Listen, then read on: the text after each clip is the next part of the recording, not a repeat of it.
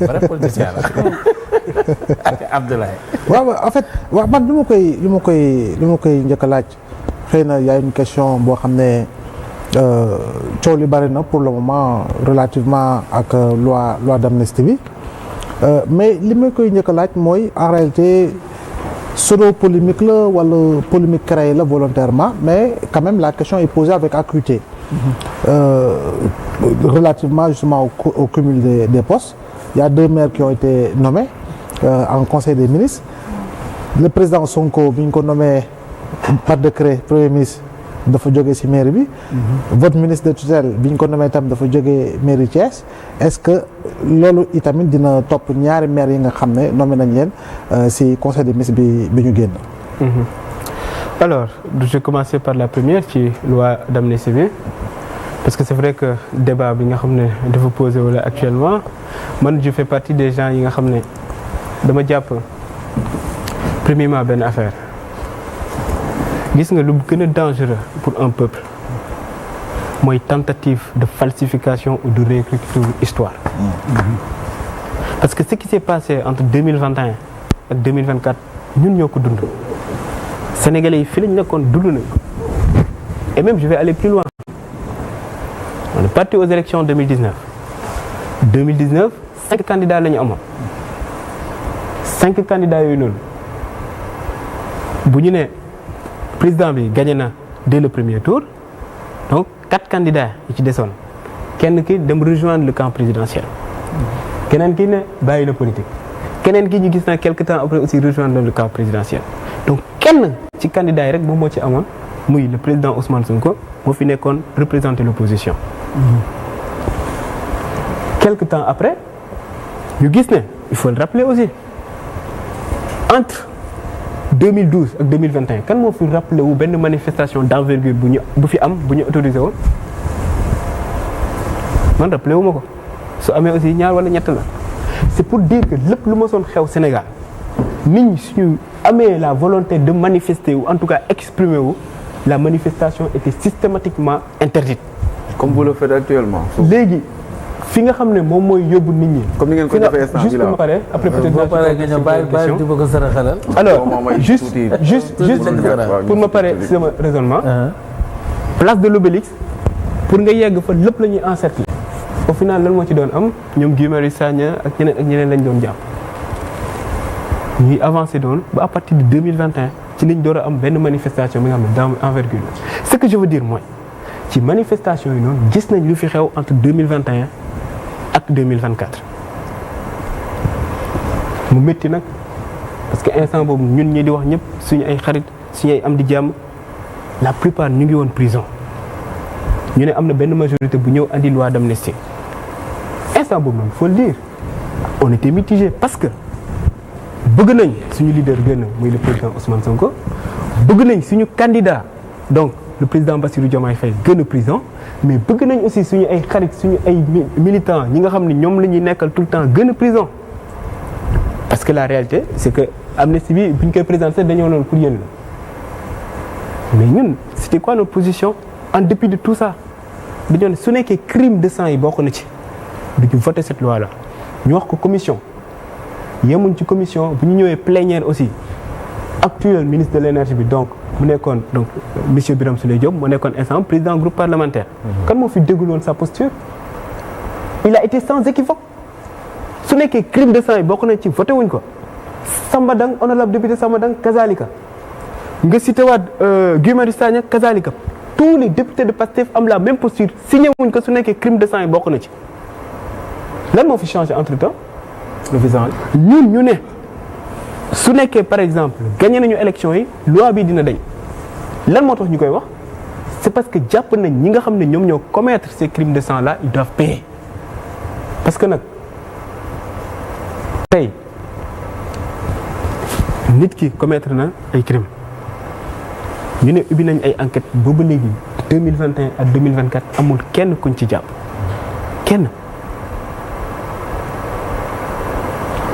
Au-delà de nit ñi fal ñu pour ñu changer les conditions matérielles d'existence du peuple sénégalais au-delà de promettre aux Sénégalais un changement systémique au-delà de dire que Sénégal dañoo bëgg mu développer wu dañoo am lenn li nga xam ne dañ ko am muy responsabilité de morale ñi nga xam ne dañoo ànd ak ñun xeex ba fii nii daam lu ñu leen yoral mooy seen dee au moins il faut ñu xam exactement ce qui s'est passé. ñi ngi naan dal xeex. su ñuy wax vérité et réconciliation ñu xeexul te yàqu. su ñuy wax vérité et réconciliation. ñu xeexul te yàqu. loolu dinaa ci ñëw yeggagul foofu yeggagul ci fan la féetee. dinaa ci ñëw dinaa ci ñëw su ñuy wax vérité et réconciliation il faut qu'on sache vérité pour le moment xamuñ ko non maa ngi ciy ñëw. te nag dafa am lenn lu ñu war a bañ. c'est refuser d'être un peuple amnésique. su ma waxee un peuple amnésique je laisse entendre on a vu ce qui s'est passé en 1963. le nombre de morts qu'il y a. On a vu aussi ce qui s'est passé en 1988, ce qui s'est passé en 1993, ce qui s'est passé entre 2010 et 2011. Ñun ñëpp ñu dund ko. ñu gis ce qui s'est passé maintenant en 2021 2024. ñun dañoo bëgg a continuer dans cette logique là nit parce que peuple bi voté na la jox la benn doole nga utiliser doole boobu pour xeex ce peuple là bu mu am ñu ci ñàkk seen bakkan ñu ne fouraas def nañ loi d'amnistie jàll nañ est-ce que ñun loolu la ñu nam déedéet donc ñun suñu ne dañuy war a def une loi interprétative parce que jàpp nañ ne parce que xam nga la question aurait pu se poser su nekkee dañoo ne suñu ne abrogation totale dinañ mën a toppaat ñeneen ñi mais juristes yi ñi nga xam seen xam-xam màcc na ci nee nañ leen soo nekkee da nga def abrogation doo mën a topp ñi nga xam ne ubbi woon nañ enquête yi ba pare. mais am na ñu ne aussi mën ngeen def abrogation totale mais parlementaires yi mën nañ nekk mu def ko mu rétroactive. non non. xam nga am na ñu ko wax am na ñu ko wax ci tay juriste la Amadou man. waaw léegi yow soo ne def nga loi interprétative. c'est pour dire que man ab amnistie su amee dafa am ay convention yu nga xam ne signé nga ko au niveau international. muy statut de Rome muy convention internationale contre les tortures. Sénégal ratifié na ko. amul benn loi bu nga mën a def bu nekk au-dessus de ça. donc pour ñu clarifier ne crime de sang yi ak torture yi bokk ci dañ def loi interprétative ça permet de dire amuñu loi bu bees loi bi la ñu leeral rek mu leer nañ parce que xam nañ ne kenn mënul am benn loi bi nga xam ne da nga ne boole nga ci ay crime de sang wala ay torture loolu la ñu leeral donc c'est pour dire que lu ñu bëgg mooy ñi nga xam ne def nañ ñaawteef yooyu noonu ñu fay parce que on a la responsabilité def ko léegi yan ñaawteef ñaata personnes plus de 80 personnes ont perdu la vie ci lii nii léegi maa ngi ci ñëw c'est la même question que xam nga ñun ce qui s'est passé entre 2021 et 2024 am na ñu bëri et ñun on vivait ça si suñu chair ñun ñan quand je dis ñun je laisse entendre les gens qui étaient épris de justice les gens qui se disaient que il faut que le Sénégal reste la démocratie qu'elle a toujours été il faut que le Sénégal reste la vitrine démocratique en Afrique ñi nga xam ne loolu la ñu jàppoon ñu gis ay nit di comparer ay bakkan yu ñu jël ay nit yu ñu faat ak ay matériel c'était sidérant la preuve tey képp ki nga xam ne ñàkk nga ci sa oto wala sa kër wala leneen ak leneen en tout cas muy matériel mën nañ la ko delloo état Sénégal mën na loolu mais demal nga xool kenn ki nga xam ne ñàkk na ci doomam nga ne yaa ngi comparer oto bu ñu yàq ak doomam bu mu ñàkk vous ne pouvez pas les comparer donc c'est pour dire que on peut pas mettre ça ci même plateau bi loolu benn la deuxièmement mais tey ñi ñu jàppoon ne ñoom ñoo doon taal wala leneen pour la plupart sax dañ la doon fekk sa kër rek jàpp 2000 personnes yu ñu dugaloon prison pendant ay at wala ay mois non je dis ñi ñu jàppoon tëj leen kaso pendant ay 2 mois ñii ay 1 an nekk ñoo ne ñoom la ñu jàppoon ne ñoom ñoo doon kase donc ça veut dire que ñooy kii mais est-ce que am na kenn ki xam ne jàpp nañ ne am na bakkan bu mu faat ku mos a nekk prison amu ci lépp dina leer mi ngi ci PV il y a eu autant de PV que de détenus c'est pour dire que tey su nekkee da nga def loi interprétative tu sais que ça règle la problématique de enquête yi nga xam ne ubbi woon nañ ko yow doon ne da nga ko ci kenn mënatu su nekkee da nga def abrogation dañ leen mënoo ci dellu si parce que abrogation bi ça te permet juste d'aller ci ay enquête peut-être yu bees mais bépp décès bi nga xam ne amoon na ba pare ñu ne ubbi nañ enquête mën a jot ci dellu si les juristes l'ont dit man je suis pas juriste mais je dis juristes yi ñu xam yëpp yi nga xam seen xam-xam màcc na ci droit wax nañ ko mais léegi loi interprétative ça te permet de régler ce problème là lan moo ci war a andi débat bi dafa am et donc juste lu may conclure DG da nga laaj lan moo ci war a indi débat bi maa ngi tim nii amendement à la proposition de loi portant interprétation de la loi d'amnistie portant interprétation bu loi amnistie article 1er mu ne au sens de l'article 1er de la loi numéro 2024-09 du 13 mars 2024 portant amnistie les faits susceptibles de qualification criminelle ou correctionnelle ayant une motivation politique ou se rapportant à des manifestations s'entendent de faits liés à l'exercice d'une liberté publique ou d'un droit démocratique que leur auteur ait été jugé ou non mooy bu njëkk mu ne au sens de l'article premier de la loi 2024-9 du 13 mars 2024 portant amnistie sont exclus du champ d'application de l'amnistie les faits survenus entre le 1er février 2021 et le 25 février 2024 tant au Sénégal qu'à l'étranger sans lien avec l'exercice d'une liberté publique ou d'un droit démocratique et qualifiés notamment d'assassinat, de meurtre, de crime, de torture,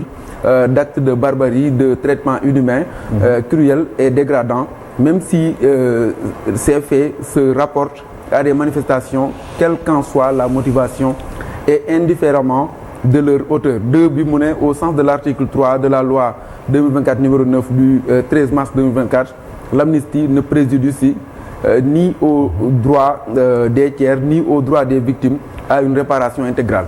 bu ñu ñëwee ci li nga xam ne moom la honorable député Amadou Ba bind li ñu wax ci que ni sans lien avec l'exercice d'une liberté publique ou d'un droit démocratique et ci côté boobu noonu est-ce que mënuñu ne kon par exemple loi bi c'est taillé sur mesure bu fekkente ne wàllum ñu nga xam ne dañoo exercer seen droit démocratique wala à des libertés de manifestation yu nga xam ne day nekk ci liberté publique yooyu mën nañ ne manifestation yi nga xam ne moo fi amoon yépp c'est une question nag yi nga xam ne moo fi amoon est-ce que mënuñu ko qualifier que ni quand même ñii seen droit démocratique lañ doon exercer wala liberté publique tax li nga xam ne moo ci topp am ci après ñu ne amnistie nañ ko.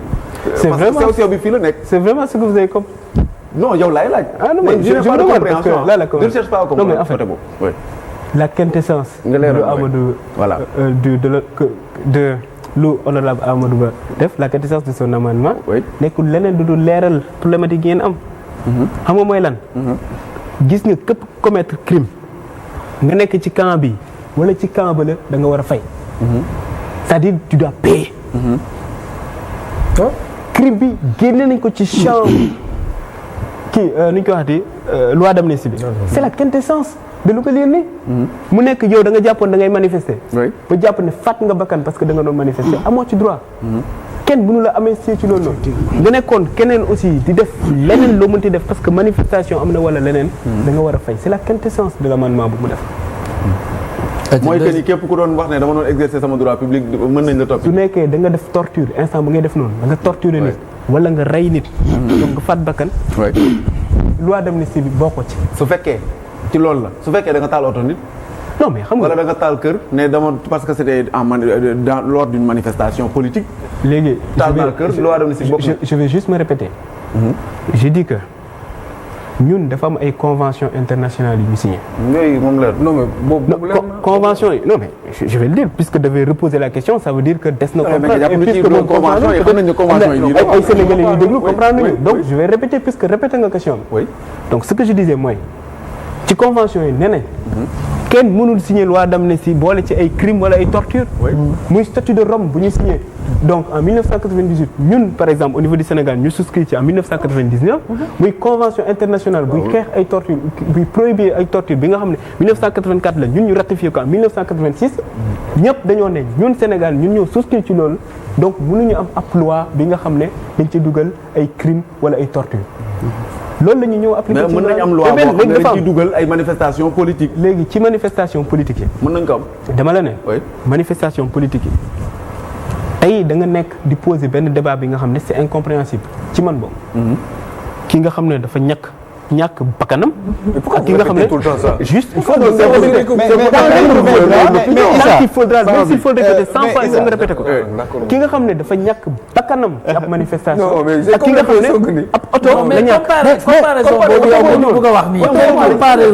kenn defal comparaison souvent ñoom loolu la ñuy wax. bi de man foofu sama gis nga mais loi interprétative Pape Madaw la loi interprétative a fait allusion au droit des tiers. Effectivement. Effectivement. Droit des tiers voilà mais li ci ëpp solo sax. réparation oui xam nga li nga lire Issa da nga ci bàyyiwul xel.